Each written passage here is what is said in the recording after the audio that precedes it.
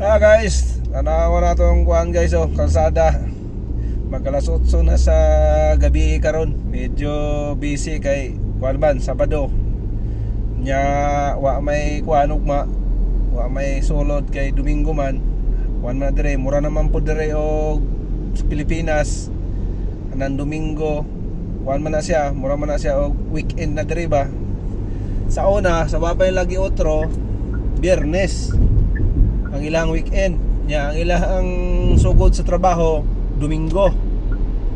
Karon kay ilan namang gikuan, ilan namang gisunod sa sistema nga kanang kuan murag kuan international standard na.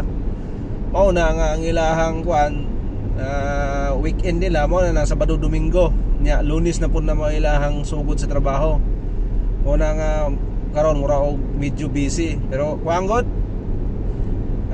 Paspas gyapon dagan may kuano 64 usog gyapon.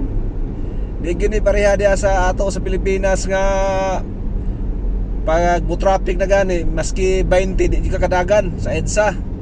Pero dire busy na ang kuan ilahang paminaw basahin ani. Medyo init na ilang ulo. Makadagan pa sila og kuan 50, 60, kaya ang maximum dire kuan naman 80. Pero mana na mag-init na ilang ulo. Pero bakaan na sila Pilipinas, basit mingon sila nga di na kong balik. Okay guys, maura na update ako guys karong orasa. Medyo busy siya kuan gamay pero dili jud ginung kaayo.